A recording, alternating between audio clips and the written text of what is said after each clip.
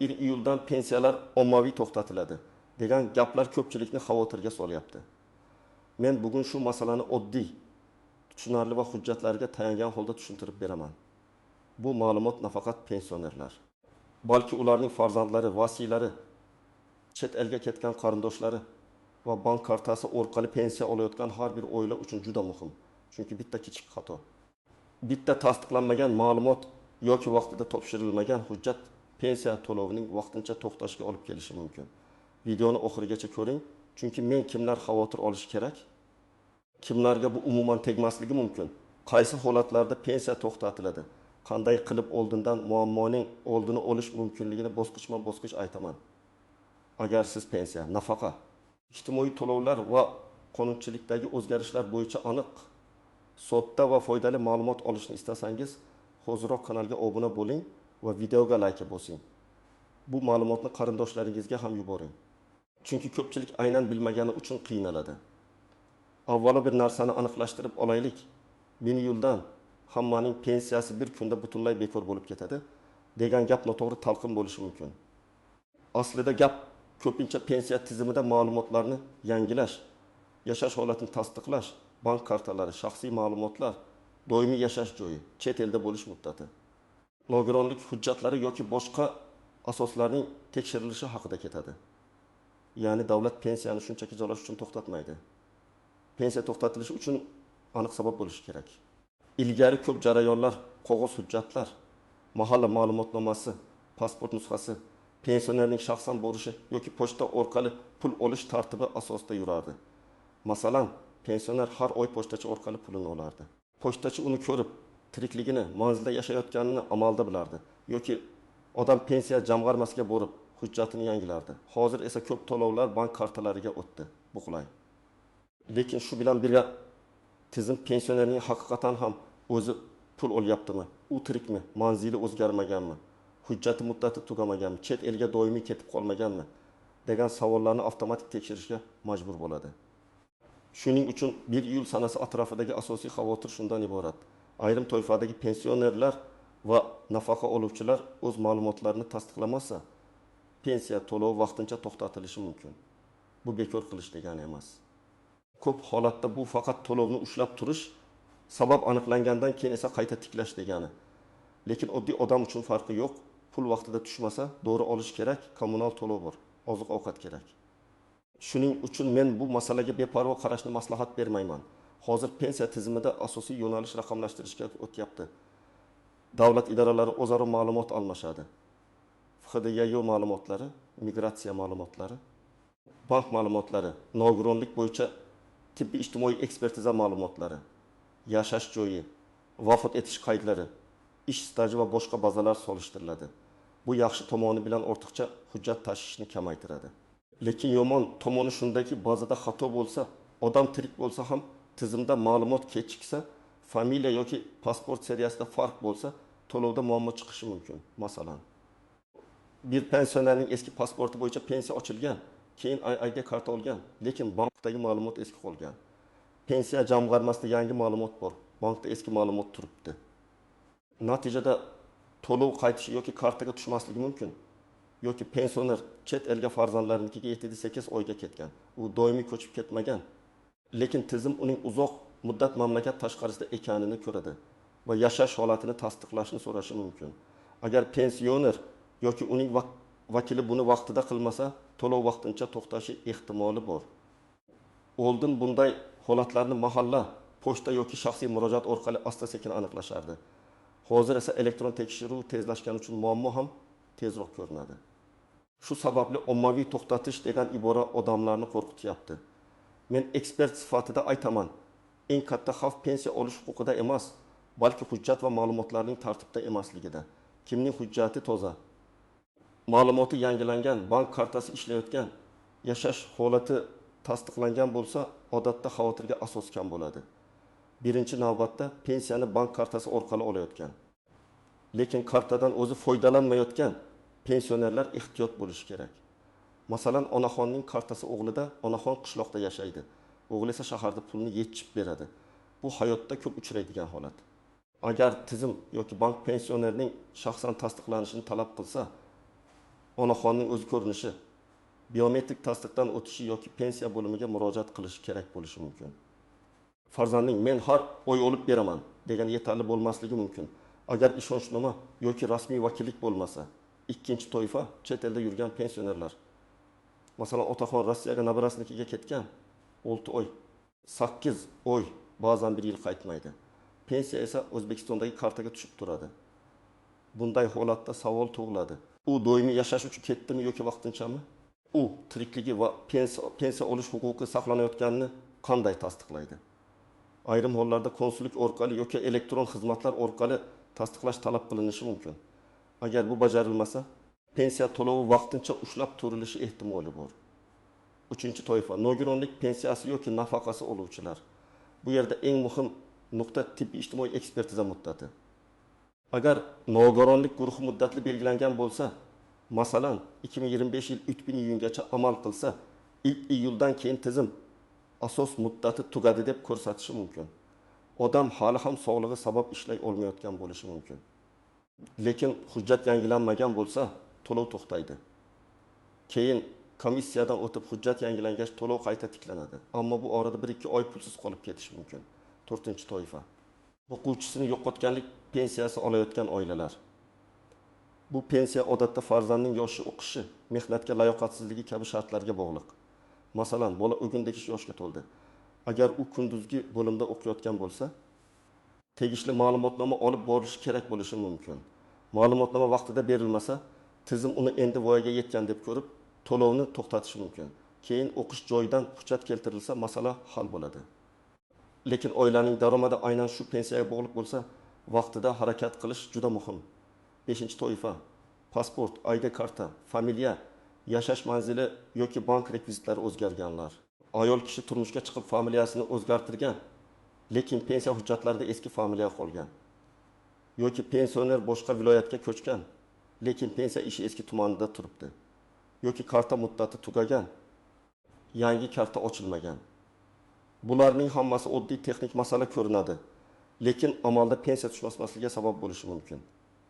Agar siz pensiyangizni muntazam olayotgan bo'lsangiz, ID kartangiz yoki pasportingiz amalda bo'lsa, bank kartangiz faol bo'lsa, yashash manzilingiz o'zgarmagan bo'lsa, chet elda uzoq muddat bo'lmasangiz, nogironlik hujjatingiz muddatsiz bo'lsa yoki muddati hali tugamagan bo'lsa, odatda katta xavotirga sabab yo'q. Lekin men baribir bir marta tekshirtirib qo'yishni maslahat beraman. Chunki muammo ko'pincha odam bilmagan joydan chiqadi. Masalan, bir otaxon har oy pensiyasini olayotgan bo'ladi. Lekin bank kartasining muddati iyun oxirida tugaganini sezmaydi. U yilda pul kutadi, pul tushmaydi. Pensiya jamg'armasiga boradi, u yerda pul chiqarilgan deyshadi. Banka boradi, karta yopilgan, yangi karta oling deyshadi. Aslida pensiya to'xtamagan, lekin odam uchun natija bitta. Pul qo'lga kelmagan. Shuning uchun kartaning amal qilish muddati ham juda muhim. Yana bir misol, onaxonning pensiyasi kartaga tushadi. Lekin telefon raqami o'g'lining nomida. SMS kelmaydi, mobil ilova yo'q, onaxon pul tushgan tushmagani bilmaydi. Keyin pensiyam to'xtadi deb o'ylaydi. Tekshirsa pul kartada turibdi. Demak, har bir holatda avval aniq tekshiruv kerak. To'lov umuman chiqarilmaganmi, bankdan qaytganmi, kartada turibdimi yoki hujjat sabab to'xtatilganmi? Birinchi holat. 72 yoshli pensioner Toshkent viloyatida yashaydi. Pensiyasi 1.400.000 so'm bo'lsin. U har oy kartadan pul oladi. Lekin kartaning muddati 06.25 deb yozilgan. Bu iyun oyining oxirigacha amal qiladi. Iyulda pensiya tushishi kerak, lekin karta faol emas. Pensioner 1 iyuldan pensiyalar to'xtatildi deb vahimaga tushadi. Aslida muammo pensiya huquqida emas, bank kartasida. U bankka borib yangi karta olsa, pensiya mablag'i yangi hisobga yo'naltiriladi yoki muammo hal bo'ladi. Ikkinchi holat. Olim 3 yoshli ayol nogironlik pensiyasi oladi. Uning nogironlik guruhi 1 yilga belgilangan. Hujjat muddati 3 iyunda tugaydi. U komissiyaga oldindan yozilmagan tibbiy hujjatlarni tayyorlamagan. 1 iyuldan tizimda asos yo'q bo'lib qoladi. To'lov vaqtincha to'xtaydi. Bu ayol keyin poliklinikadan yo'llanma oladi. Tibbiy hujjatlarni yig'adi, ekspertizadan o'tadi. Agar nogironlik qayta tasdiqlansa, to'lov qayta tiklanadi. Lekin eng to'g'ri yo'l muddati tugashini kutmasdan 1 oy oldin harakat qilish edi. Uchinchi holat. 19 yoshli talaba otasidan boquvchisini yo'qotganlik pensiyasi oladi. maktabni bitirgan, universitetga kunduzgi bo'limga kirgan, lekin pensiya bo'limiga o'qish joyidan ma'lumotnoma topshirmagan. Tizim uni 15 yoshdan oshgan deb ko'radi va to'lov to'xtashi mumkin.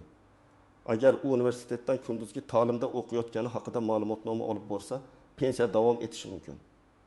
Bu yerda muammo davlatning pul bermoqchi emasligida emas, shartning hujjat bilan tasdiqlanmaganida. 4-holat. Pensioner chet elga farzandlari yo'niga ketgan. Pensiyasi oyiga 2 million so'm. Kartasi O'zbekistonda qolgan. Qizi har oy pulni yechib turadi. Bir kuni to'lov kelmay qoladi.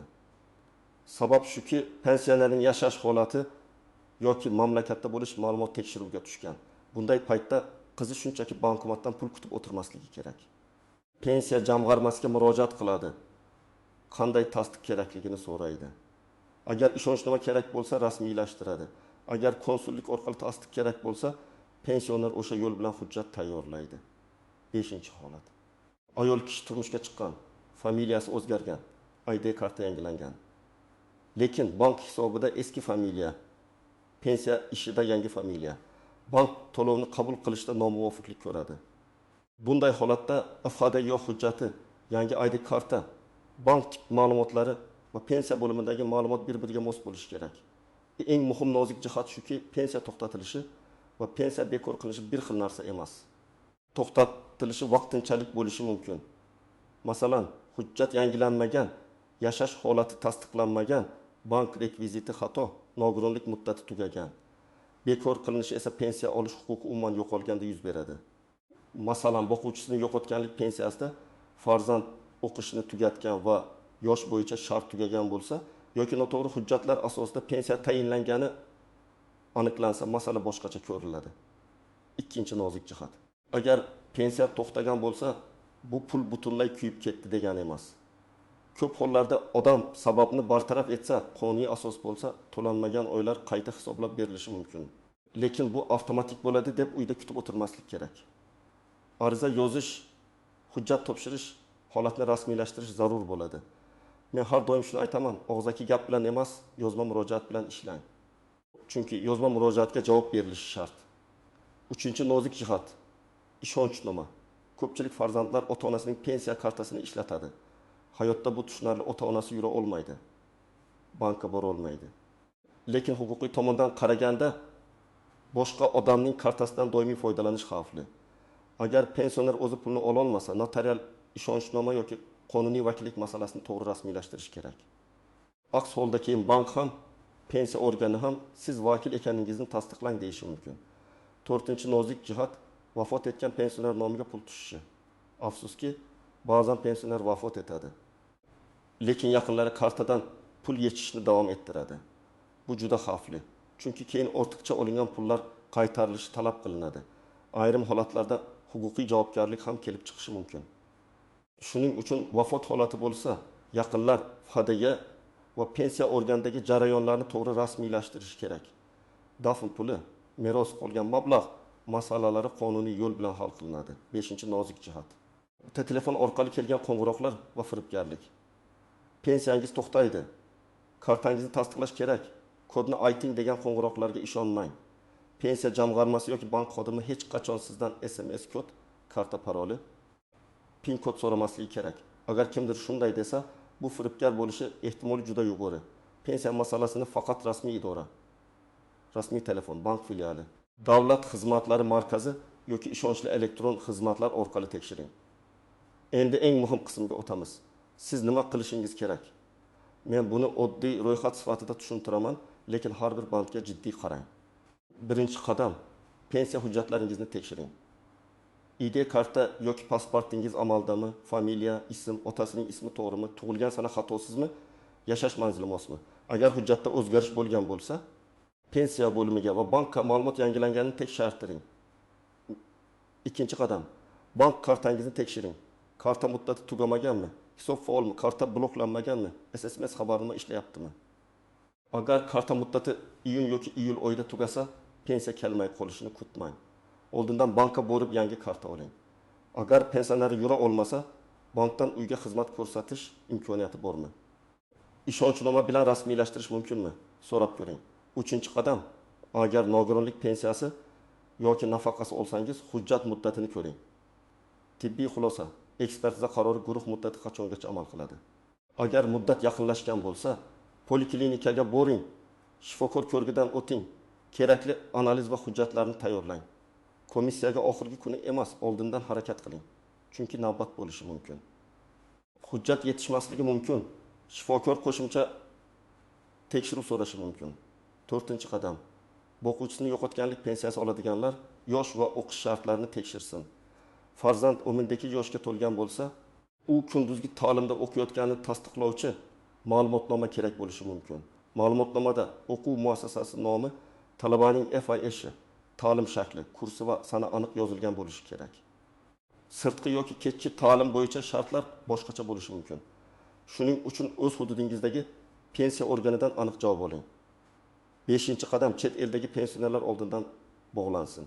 Agar ota-onangiz, buvinggiz yoki bobongiz chet elda bo'lsa, ularning pensiyasi tushayotgan bo'lsa, hammasi joyida deb o'ylamang. Pensiya organiga murojaat qilib, qanday tasdiq talab qilinishini so'rang. Konsullikdan ma'lumot kerakmi? Tiriklikni tasdiqlash hujjati kerakmi? Ishonchnoma kerakmi? Elektron tasdiq yetarlimi? Buni yozma ravishda aniqlang. 6-qadam, yozma murojaat qiling. Agar pensiya tushmasa, birinchi kuni vahima qilmang. Lekin 3-4 kun kutib ham yurmang. Avval bankdan tekshiring, to'lov kelganmi, qaytganmi, karta bloklanganmi. Keyin pensiya bo'limiga murojaat qiling. Arizada shunday yozish mumkin. Menga tayinlangan pensiya to'lovi qaysi sababga ko'ra amalga oshirilmaganini tushuntirib berishingizni.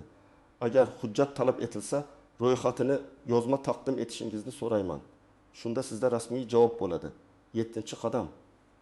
Hujjatlarning nusxasini saqlang. ID karta nusxasi, bank rekviziti, tibbiy xulosa, o'qish joyidan ma'lumotnoma, ishonchnoma, ariza nusxasi, qabul qilingan, sana qo'yilgan hujjat hammasini alohida papkada saqlang. Ko'p odam aynan men topshirgandim degan gap bilan qiynaladi. Agar qo'lingizda qabul qilinganini tasdiqlovchi belgi bo'lsa, huquqingizni himoya qilish osonroq bo'ladi. 8-qadam. Telefoningizdagi SMS kodlarini hech kimga bermang. Pensiya masalasi bo'yicha yordam beraman degan odam ham karta raqamingiz, amal qilish muddati, CVV kodi, SMS kod yoki PIN kodni so'rasa, darhol suhbatni to'xtating. Farzandlaringiz pensioner ota-onasiga buni alohida tushuntirib qo'ysin. Chunki firibgarlar aynan qo'rquvdan foydalanadi. iyuldan pensiyangiz to'xtaydi. Hozir tasdiqlamasangiz pulingiz yo'qoladi deb aldashi mumkin. Birinchi navbatda sababni aniqlang. Hamma pensiya to'xtabdi degan gapga ishonmang. Sizning holatingiz alohida. Bankka boring yoki ishonchli kanal orqali hisobni tekshiring. Pul tushgan bo'lsa, muammo kartada yoki yechishda bo'lishi mumkin. Pul umuman chiqmagan bo'lsa, pensiya organiga boring. Pensiya organida og'zaki javob bilan cheklanib qolmang. Hujjat yetishmaydi deyishsa, qaysi hujjat, qaysi muddatda, qaysi asosga ko'ra kerakligini yozma so'rang. Agar xatolik bazada bo'lsa, masalan, familiya noto'g'ri kiritilgan bo'lsa, tuzatish uchun ariza yozing. Agar nogironlik muddati tugagan bo'lsa, tibbiy jarayonni boshlang. Agar o'qish ma'lumotnomasi kerak bo'lsa, o'quv muassasasidan oling. Agar chet elda bo'lish sabab bo'lsa, konsullik yoki vakil orqali tasdiqlash tartibini aniqlang. Agar siz hujjatlarni topshirgan bo'lsangiz. Lekin to'lov tiklanmasa, yugurib turuvchi organlarga murojaat qilish mumkin. Davlat xizmatlari markazi, pensiya jamg'armasining hududiy boshqarmasi, ishonch telefoni yoki rasmiy elektron murojaat kanallaridan foydalaning. Murojaatda hissiyot bilan emas, aniq fakt bilan yozing. Pensiya turi, FIS, tug'ilgan sana, manzil, oxirgi to'lov sanasi, muammo boshlangan sana, topshirilgan hujjatlar ro'yxati talabingiz. Shunda murojaatingiz tezroq ko'rib chiqiladi. Men tomoshabinlarga doim shuni aytaman, pensiya bu sadaqa emas. Bu qonun bilan belgilangan huquq. Lekin har bir huquqning hujjat bilan tasdiqlanadigan tartibi bor. Siz huquqingizni bilsangiz, hujjatingizni tartibda tutsangiz, o'zingizni ham, ota-onangizni ham keraksiz sarsonlikdan himoya qilasiz. 1 iyuldan pensiyalar ommaviy ravishda hammaga bir xil to'xtatiladi deb vahimaga tushish kerak emas. Lekin hujjati tartibda bo'lmagan, bank kartasi muddati tugagan, nogironlik yoki o'qish ma'lumotnomasi yangilanmagan, chet elda uzoq muddat yurgan, ma'lumotlarida nomuvofiqlik bo'lgan pensionerlar albatta tekshiruvdan o'tishi kerak. Eng to'g'ri yo'l oldindan tekshirish, hujjatlarni yangilash. Yozma murojaat qilish va firibgarlardan ehtiyot bo'lish. Agar sizning oilangizda pensioner bo'lsa, bugunoq uning kartasi, pasporti, hujjatlari va pensiya turi bo'yicha shartlarni tekshirib qo'ying. Bu ish yarim soat vaqt olishi mumkin, lekin keyin 1 oy yoki 2 oy pensiyasiz qolish xavfini kamaytiradi. Sizda ham pensiya tushmay qolgan, hujjat talab qilingan yoki it yo'ldagi o'zgarishlar bo'yicha savol tug'ilgan bo'lsa, fikringizni izohlarda yozing. Qaysi hududdansiz? Qanday muammoga duch keldingiz? Yozib qoldiring. Men keyingi videolarda eng ko'p uchrayotgan savollarni alohida tushuntirib beraman. Videoga like bosing. Kanalga obuna bo'ling va bu ma'lumotni ota-onangiz, bu bobolaringiz va qarindoshlaringizga yuboring. Chunki vaqtida bilgan odam o'z pensiyasini ham, asabini ham, vaqtini ham himoya qiladi.